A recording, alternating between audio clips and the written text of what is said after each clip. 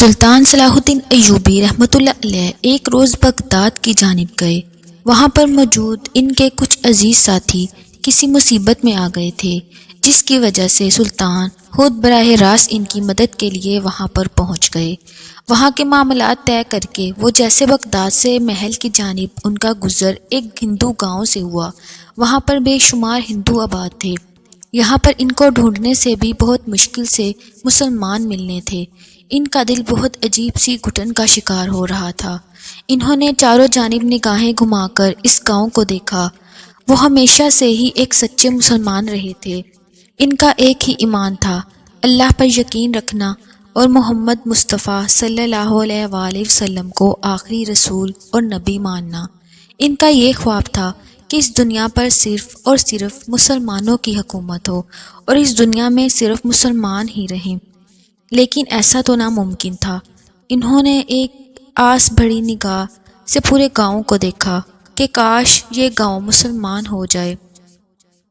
دل میں حسرت لیے انہوں نے اپنے دل کو قابو کیا اور واپس محل کی طرف روانہ ہو گئے، لیکن اس سے پہلے ہی ایک سفید لباس میں خود کو ڈھانپے ایک لڑکی ان کے گھوڑے کے بالکل سامنے آ گئی۔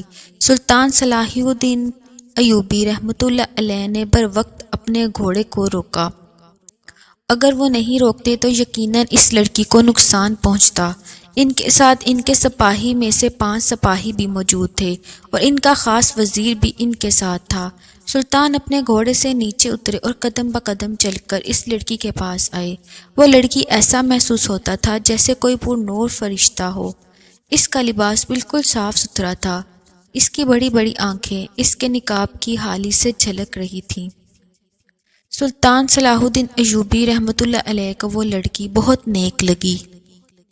اس کے پاس جا کر ان کو وہ لڑکی کوئی معمولی لڑکی نہیں لگی، بلکہ ایک پر نور روشنی لگی۔ انہوں نے اپنے قدم اس لڑکی سے چند قدم کے فاصلے پہ رکھے۔ لڑکی بولی، سلطان معظم، میں دکھیاری ہوں، میرا کوئی نہیں ہے، میری زندگی یہاں کے ظالم پنڈت نے برباد کر دی ہے۔ اس کی آواز میں اتنا دکھ کا عنصر تھا کہ سلطان صلاح الدین ایوبی رحمۃ اللہ علیہ نے بے ساختہ سر اٹھا کر اس لڑکی کی جانب دیکھا، جس کی آنکھوں سے آنسو چھلک کر اس کے نقاب کو بھگو رہے تھے۔ سلطان صلاح الدین ایوبی رحمۃ اللہ علیہ پریشان ہو گئے تھے، کیونکہ ان کو یہ لڑکی بہت پریشان لگی تھی۔ انہوں نے کہا، کون ہو تم؟ کیا ہوا ہے تمہارے ساتھ اور کس نے کیا ہے؟ ہمیں بتاؤ، ہم تمہیں انصاف دلائیں گے۔ وہ لڑکی کہنے لگی، سلطان معظم، میرا نام رخسار بنت عثمان ہے۔ میں اپنے ماں باپ کی ایک اکلوتی اولاد ہوں۔ ہم لوگ اس گاؤں میں برسوں پہلے سے رہ رہے ہیں۔ ہم لوگ پردے دار لوگ ہیں۔ ہم اپنے گھر کے اندر زیادہ رہنا پسند کرتے ہیں۔ میں سید زادی بھی ہوں، لیکن میرے ساتھ بہت برا ہو چکا ہے۔ سلطان نے جب یہ بات سنی کہ وہ سید زادی ہے اور وہ بہت متاثر ہوئے اور کہنے لگے، آؤ ہم لوگ کہیں بیٹھ جاتے ہیں اور میں تمہاری بات سن لیتا ہوں۔ تمہیں پریشان ہونے کی ضرورت نہیں ہے۔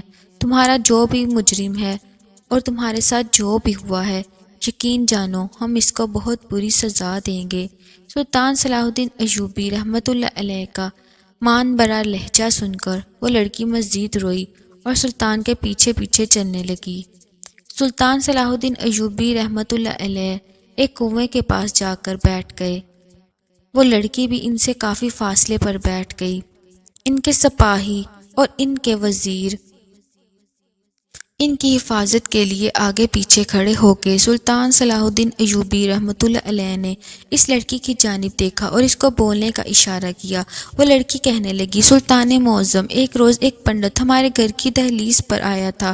ہم لوگ دروازے پر آیا ہوا کوئی بھی مہمان ہو اس کو تکلیف دے کر اپنی دہلیز سے نہیں بھیجتے۔ وہ پنڈت زور زور سے رو رہا تھا اور کہہ رہا تھا کہ مجھے تمہارے سر کے 3 بال چاہیے۔ میری ماں نے اس کو بھیجنا چاہا کیونکہ وہ میرے لیے نامحرم تھا۔ میں کسی صورت بھی اس کو اپنے بال نہیں دے سکتی تھی، لیکن وہ ہماری دہلیز پر گر گیا، منتیں کرنے لگا کہ مجھے اس لڑکی کے 3 سر کے بال چاہیے۔ چوراہے پر آ کر کھڑا ہو گیا تھا کہ اگر میں اس کو اپنے سر کے 3 بال نہیں دیتی تو وہ اپنے آپ کو وہیں ختم کر دیتا۔ اس وجہ سے میری ماں کو اس آدمی پر ترس آ گیا اور میرے سر کے 3 بال اس کو دے دیے۔ وہ میرے 3 بال لے کر بہت خوش ہو گیا اور چلا گیا۔ میں اس آدمی کو تب تک اپنی دہلیز پر کھڑی ہو کر دیکھتی رہی جب تک وہ میری آنکھوں سے اوجھل نہیں ہوا۔ اس کے جانے کے بعد میرا دل ایک عجیب سی کیفیت کا شکار تھا۔ رات کے پہر جب ہم لوگ اپنے گھروں کی کھڑکی اور دروازے بند کر کے سو گئے تو رات کے آدھی پہر میری آنکھ کھلی۔ مجھے بالکل ہوش نہ تھا کہ میں کیا کر رہی ہوں۔ میرے سر پر حجاب نہ تھا، میں نے جسم پر دوپٹے کا ایک ٹکڑا نہیں تھا۔ بنا حجاب کیے بغیر اپنے گھر سے نکلی، مجھے کچھ علم نہ تھا کہ میں کہاں جا رہی ہوں۔ یہ سب چیزیں مجھے صبح اٹھنے کے بعد یاد تھیں کہ میں اپنی زندگی میں کیا کر چکی ہوں، لیکن اس وقت ایسا محسوس ہوتا تھا جیسے مجھے کسی نے اپنے قابو میں کیا ہو۔ میں سیدھا سیدھا چلتی ہوئی اس پنڈت کے پاس پہنچ گئی اور جا کر اس پنڈت کی گود میں سر رکھ کر لیٹ گئی۔ اس کے بعد مجھے یاد نہیں اس پنڈت نے میرے ساتھ کیا کیا تھا، لیکن سلطان معظم، میں نے کبھی بھی ایسا کوئی کام نہیں کیا جس کی وجہ سے میری ماں کو تکلیف ہو یا اس کی عزت پر آنچ آئے۔ ہم لوگ سید ہیں، ہم لوگ اپنے پردے کا بے انتہا خیال رکھتے ہیں۔ میں مر تو سکتی تھی لیکن ایسا کام نہیں کر سکتی تھی، لیکن مجھے یقین نہیں آتا کہ میں ایسا کام کر چکی تھی۔ صبح کے پہر جب میری آنکھ کھلی تو میں ہمارے گاؤں کی ندی کے کنارے پڑی ہوئی تھی۔ وہ تو اللہ کا لاکھ لاکھ شکر تھا کہ اس وقت گاؤں کا کوئی بھی افراد اپنے گھر سے باہر نہیں نکلا تھا، نہیں تو مجھے بہت سے لوگ بے پردہ دیکھ لیتے۔ میں فوراً ہی اپنے گھر کی جانب بھاگی۔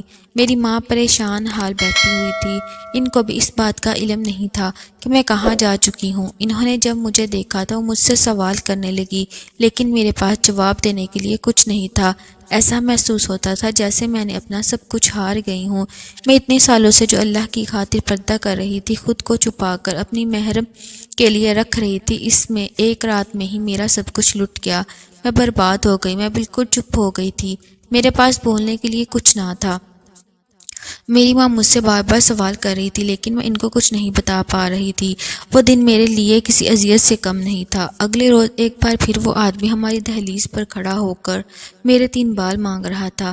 میری ماں نے اس کو ڈانٹ پٹکار کر کر بھیج دیا کیونکہ وہ اس بار میرے بال نہیں دینا چاہتی تھی، لیکن نہ جانے مجھے ایسا کیا ہوا کہ وہ جیسے ہی میری دہلیز سے نیچے اترا، میں نے اسے آواز دے کر روک لیا اور اس کو اسی پہر اپنے بال کاٹ کر دے دیے۔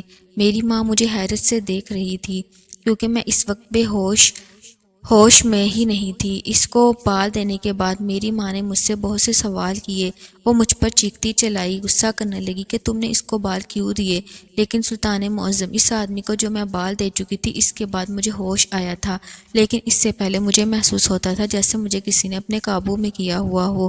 سلطان صلاح الدین ایوبی رحمۃ اللہ علیہ اس لڑکی کی کہانی پر بہت غور سے سن رہے تھے۔ وہ مزید کہنے لگی، جس طریقے سے پہلی رات میرے ساتھ ہوا تھا کہ میں اپنا ہوش گنوا بیٹھی تھی اور بنا کسی کی پرواہ کیے بغیر اس پنڈت کے پاس چلی گئی تھی، دوسری رات بھی میرے ساتھ یہی ہوا تھا، اور دوسری رات میں اپنے گاؤں کے بڑے کنویں کے پاس پڑی ہوئی تھی۔ میرے کپڑے جگہ جگہ سے پھٹے ہوئے تھے۔ میں جب اٹھی تھی تو میرے جسم میں ایک درد کی ٹھیس اٹھ رہی تھی، مجھ سے بالکل چلا نہیں جا رہا تھا۔ ایسا محسوس ہوتا تھا جیسے مجھے جانوروں کی طرح نوچا گیا ہو، میرے وجود کو، میری عزت کو تار تار کیا گیا ہو۔ وہ پنڈت نہ جانے میرے ساتھ ایسا کیا کرتا تھا۔ رات کے پہر مجھے علم ہی نہیں ہوتا کہ میں اس کے پاس پہنچ جاتی۔ لڑکی کی آنکھوں سے آنسو متبادر بہہ رہے تھے، جبکہ سلطان خود اس کی کہانی سن کر آپ دیدہ ہو گئے تھے۔ انہوں نے اس لڑکی کی جانب دیکھا اور کہنے لگے، اب پنڈت تمہارے پاس آتا ہے؟ وہ کہنے لگی، جی سلطان معظم، وہ ہر بار ہماری دہلیز پر میرے بال لینے کے لیے آتا ہے اور میں بنا کسی کی پرواہ کیے بغیر اس کو 2-3 بال دے دیتی ہوں، اور جب میں اسے بال دے دیتی ہوں اس کے بعد ہی مجھے ہوش آتا ہے کہ میں کیا کر چکی ہوں۔ انہوں نے ساری روزدار اس لڑکی کی سنی اور کافی دیر تک وہ خود پریشان ہو کہ ایسا وہ انسان کیوں کرتا ہے جس کی وجہ سے اس لڑکی کو ہوش نہیں رہتا۔ وہ مزید کہنے لگے، تمہاری ماں کہاں پر ہے؟ وہ کہنے لگی، میری ماں میرے گھر پر موجود ہے، وہ خود بھی بہت زیادہ پریشان ہے، میرا ابا بھی ہم لوگوں سے بات نہیں کرتا، ان کے لیے ان کی عزت سب سے بڑھ کر تھی اور میں اپنی اس غلطی کی وجہ سے اپنی عزت گنوا چکی ہوں۔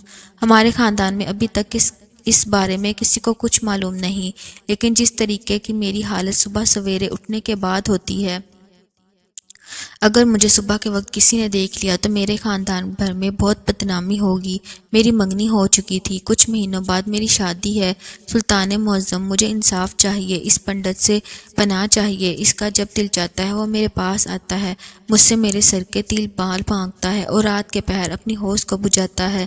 میں برباد ہو رہی ہوں۔ سلطان معظم، میں نے آپ کے بارے میں بہت سنا ہے، آپ ہر کسی کی مدد کرتے ہیں، کیسا بھی معاملہ کیوں نہ ہو، آپ کسی کو بھی اکیلے تنہا نہیں چھوڑتے۔ مجھے اس ہندو پنڈت سے انصاف چاہیے۔ کافی دیر تک سلطان خاموشی کے ساتھ اس لڑکی کی گفتگو سنتے رہے۔ وزیر ان کے پاس ہی کھڑا سب کچھ سن رہا تھا، لیکن ابھی وہ کچھ بول کر سلطان کی نگاہوں میں برا نہیں بننا چاہ رہا تھا۔ سلطان نے اس لڑکی کی جانب دیکھا اور کہنے لگے، اگر آج کی رات وہ تمہارے پاس آتا ہے اور تم سے سر کے 3 بال مانگتا ہے تو تمہیں خود پر قابو رکھنا پڑے گا۔ ان کا صرف یہ کہنا تھا کہ وہ لڑکی روتے ہوئے ایک بار پھر سر نفی میں ہلانے لگی اور کہنے لگی، سلطان معظم، یہ میرے بس میں ہوتا ہی نہیں ہے۔ میری ماں خود اس چیز کو لے کر بہت پریشان ہے، وہ تو دروازہ تک نہیں کھولنا چاہتی، لیکن وہ پنڈت تو ہمارے گھر سے تھوڑا ہی دور ہوتا ہے۔ مجھے محسوس ہو جاتا ہے کہ وہ ہمارے گھر کے پاس آ رہا ہے۔ میں اس سے پہلے دروازے پر کھڑی ہو کر اس کا انتظار کرنے لگتی ہوں۔ کچھ بھی کر لوں، میں اس سے بچ نہیں پا رہی۔ میں کیا کروں؟ میں بہت پریشان ہوں۔ اگر میرے سسرال والوں کو اس بارے میں علم ہو گیا، انہیں علم معلوم ہو گیا کہ سید زادی ہو کر میں اپنی عزت گنوا چکی ہوں، تو وہ لوگ میری رشتہ توڑ دیں گے اور ساری برادری بھی یہ بات پھیلا دیں گے۔ سب لوگ یہی بولیں گے، میں ایک اچھی لڑکی نہیں ہوں، میں نے اپنے باپ کی عزت کو رون دیا، میں بے گناہ ماری جاؤں گی۔ اس لڑکی کی کہانی بہت دکھ بھری تھی۔ انہیں اس پنڈت پر بہت غصہ آ رہا تھا کہ وہ ایسا کام کیسے کر سکتا ہے، لیکن انہیں ایسی کہانی پر یقین بھی نہیں آ رہا تھا۔ وہ حیران بھی تھے کہ ایسا کیسے ہو سکتا ہے کہ کوئی شخص آئے اور سر کے 3 بال لے لے اور اس کے بعد بال دینے والی لڑکی اس آدمی کے پاس خود چلی جائے۔ ان کو اس وقت یہ کہانی بناوٹی بھی لگ رہی تھی، لیکن جس طریقے سے وہ لڑکی اپنی کہانی سلطان کو سنا رہی تھی وہ بالکل بھی بناوٹی انداز نہیں تھا، وہ ایک سادہ سا انداز تھا جس کے اندر انسان بہت زیادہ پریشان ہوتا ہے۔ انہوں نے ایک فیصلہ کر لیا اور اس لڑکی کو اس کے گھر کی طرف چل پڑے، جبکہ انہوں نے اپنے وزیر کو حکم دیا، اس جیسی لڑکی ہی ان کو ابھی اور اسی وقت چاہیے، اس کا قد اس لڑکی جیسے ہی ہو، اس کی رنگت بھی رخسار جیسی ہی ہو۔ سلطان کے حکم کے آگے وہ فوراً ہی سر جھکا گئے اور ایسی لڑکی تلاش کرنے کے لیے نکل پڑے، جبکہ سلطان صلاح الدین ایوبی رحمۃ اللہ علیہ پیدل ہی اس لڑکی کے گھر کی جانب چل پڑے۔ اس لڑکی سے بہت سی باتیں کر رہے تھے، لیکن وہ خاموشی سے سر جھکا کر ان کو جواب دیے جا رہی تھی۔ ان کو اس لڑکی سے بہت اپنائیت سی محسوس ہو رہی تھی۔ ایک تو وہ اس پورے گاؤں میں مسلمان کرنا چاہتے تھے اور عین اسی وقت انہیں ایک مسلمان ٹکرا گیا تھا، اور وہ بھی ایک سید زادی۔ ان کا دل اس لڑکی کی جانب بہت خوش تھا، لیکن اس کے ساتھ ہوئی اذیت ناک کہانی کی وجہ سے وہ اپنی خوشی بیان نہیں کر سکتے تھے۔ سلطان صلاح الدین ایوبی رحمۃ اللہ علیہ اس لڑکی کے گھر کے پاس آ گئے تھے۔ وہ گھر بہت چھوٹا سا تھا، چھوٹا سا برآمدہ، چھوٹا سا کچن اور ایک کمرے پر مشتمل۔ وہ گھر ان کی پوری کل کائنات تھا۔ سلطان صلاح الدین ایوبی رحمۃ اللہ علیہ کافی دیر تک اس گھر کے اندر بیٹھے رہے اور اس کی ماں سے گفتگو کرتے رہے اور اس پنڈت کے بارے میں ساری جانکاری لیتے رہے۔ تھوڑی دیر بعد اس لڑکی کا باپ بھی آ گیا اور سلطان کو وہاں دیکھ کر ٹھٹک گیا تھا، لیکن جلدی اپنی حیرت پر قابو پا کر اس نے دریافت کیا تو سلطان نے اس آدمی کو بہت طریقے کے ساتھ اپنی بات سمجھائی تھی۔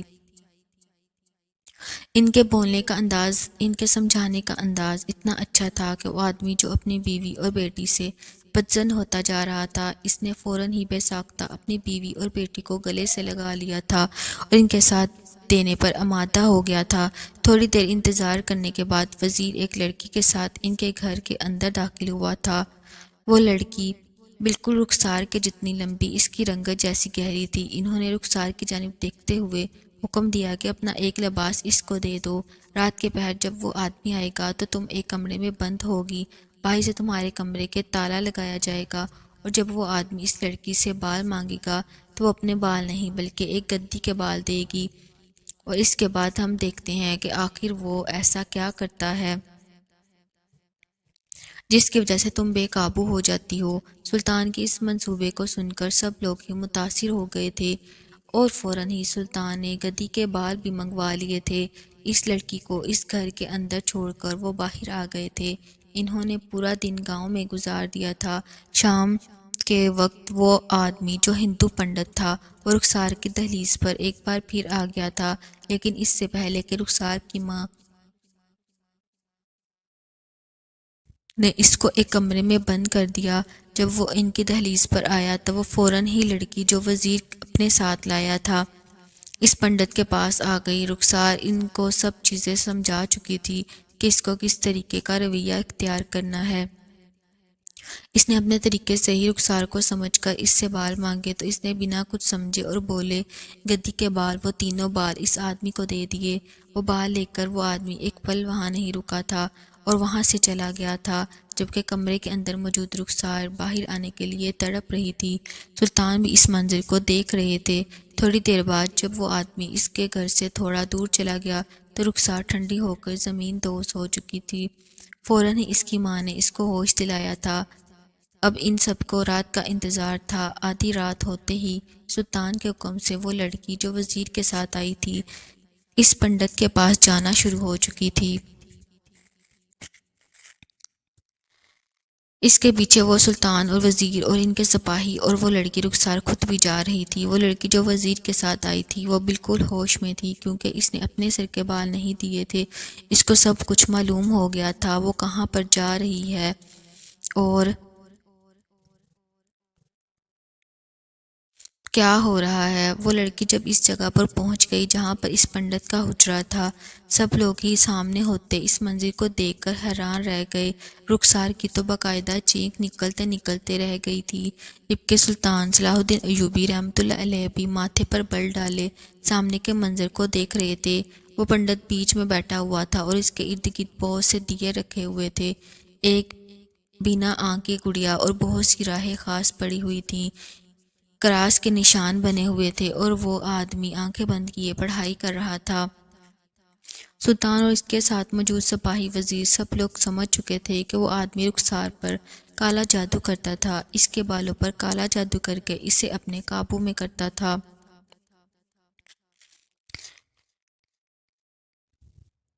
جس کی وجہ سے وہ سب کچھ بلائے اس آدمی کے پاس پہنچ جاتی تھی اور وہ آدمی اس کے ساتھ غلط کاری کر لیتا۔ سلطان نے اشارے سے اس لڑکی کو اندر جانے کے لیے بولا۔ وہ لڑکی خوفزدہ نظر آ رہی تھی، لیکن سلطان کی آس پاس کھڑے ہونے کی وجہ سے وہ فوراً ہی اندر چلی گئی اور بالکل ایسے ہی رویہ اختیار کر رہی تھی جیسا کہ رخسار نے بتایا تھا۔ وہ پنڈت کے پاس جا کر بیٹھ گئی، لیکن اس نے اپنا سر اس کی گود میں نہیں رکھا تھا۔ اس وقت اس پنڈت نے اپنی لال آنکھیں کھول کر اس لڑکی کی جانب دیکھا تھا اور بے ساختہ اس سے دور ہو گیا تھا اور گڑبڑاتے ہوئے کہنے لگا تھا، کون ہو تم اور یہاں پر کیا کر رہی ہو؟ جبکہ اس لڑکی کے اندر بولنے تک کی سکت باقی نہیں رہی تھی۔ اس آدمی اور وہاں کے ماحول کو دیکھ کر وہ بھی بہت زیادہ گھبرا گئی تھی، لیکن جو چیز سلطان نے اس کو سکھائی تھی اس کو اس پر عمل کرنا تھا۔ وہ نڈر انداز میں اس پنڈت کو دیکھتے ہوئے کہنے لگی، میں تو آپ کے پاس آئی ہوں، آپ نے ہی تو مجھے بلایا ہے۔ اس کی آواز رخسار کی آواز سے مختلف تھی۔ وہ پنڈت سمجھ چکا تھا کہ دال میں کچھ کالا ہے۔ وہ اپنی جگہ سے کھڑا ہوا اور بھاگنے لگا۔ وہ جیسے ہی بھاگتا اس سے پہلے سپاہیوں نے اسے پکڑ لیا اور اسی وقت اسے بندی بنا دیا گیا۔ سلطان صلاح الدین ایوبی رحمۃ اللہ علیہ حیران تھے کہ کوئی شخص اپنی ہوش بجھانے کے لیے اس حد تک بھی جا سکتا ہے۔ انہوں نے خواب میں بھی تصور نہیں کیا تھا۔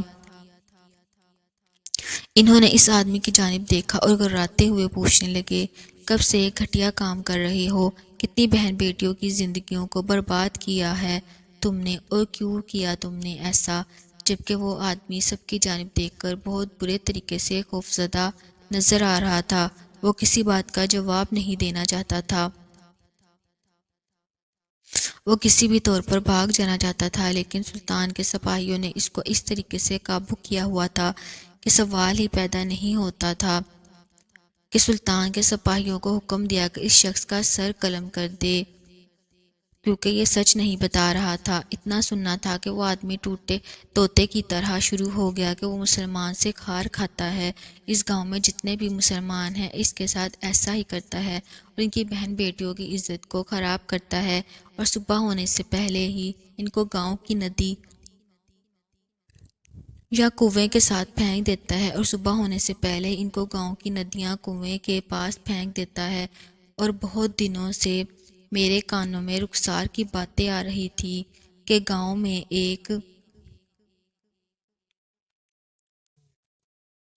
ایک سید زادی موجود ہے جس کو آج تک کسی بھی نامحرم شخص نے نہیں دیکھا تھا۔ تو میں نے اس دن ہی منصوبہ بنا لیا تھا کہ میں سید زادی کو بے آبرو کروں گا، اس کے کپڑے پھاڑ کر اس کو ندی کے قریب پھینک دوں گا۔ میں اس کو یہاں پر ضرور لاتا تھا، لیکن صرف جسمانی تکلیف دینے کے لیے، کبھی بھی رخسار کے ساتھ بدکاری نہیں کی۔ بس اس کے کپڑے پھاڑ کر میں ندی یا کنویں کے پاس پھینک دیتا تھا۔ اس کے بالوں پر کالا جادو کرتا تھا، جس کی وجہ سے وہ میرے قابو میں آ جاتی تھی اور یہاں پر بنا کسی کا بھی ہوش کیے بغیر دوڑی چلی آتی تھی۔ سلطان نے جب یہ ساری باتیں سنی تو اگلے روز ہی انہوں نے پورے گاؤں کے گوش گزار کی تھی کہ تمہارا پنڈت اپنی انا کو برا کرنے کے لیے مسلمانوں کے ساتھ اتنا بڑا گناہ کر رہا تھا، لیکن مسلمانوں کا اللہ اتنا بڑا ہے کہ اس نے اپنے بندے کی حفاظت خود کی اور اس کی عزت پر آنچ نہیں آنے دی۔ یہ بات سن کر سب لوگ اس پنڈت کو نفرت بڑی نگاہوں سے دیکھتے ہوئے لعنتیں دینے لگے، اور بہت سے ہندوؤں نے عین اسی وقت سلطان صلاح الدین ایوبی رحمۃ اللہ علیہ کے ہمراہ اسلام قبول کر لیا تھا، اور ان کا جو خواب تھا وہ آدھا پورا ہو گیا تھا، اور اس لڑکی کو انصاف بھی مل گیا تھا، کیونکہ سلطان نے اس آدمی کو معافی نہیں دی تھی بلکہ اس کا سر تن سے جدا کر دیا تھا۔ اس سے یہ بات ثابت ہوتی ہے کہ بعض اوقات جو چیزیں ہمیں نظر آ رہی ہوتی ہیں اس کے پیچھے ایک بہت بڑا راز ہوتا ہے۔ ہمیں ہمیشہ ہی کچھ ایسا کرنا چاہیے تاکہ ہم اس راز تک آرام سے پہنچ جائیں۔ انسان کی سمجھ بوجھ اس کو بہت آگے تک لے جاتی ہے۔ ناظرین، مزید ایسی ویڈیوز کے لیے اس چینل کو ضرور سبسکرائب کیجیے۔ شکریہ۔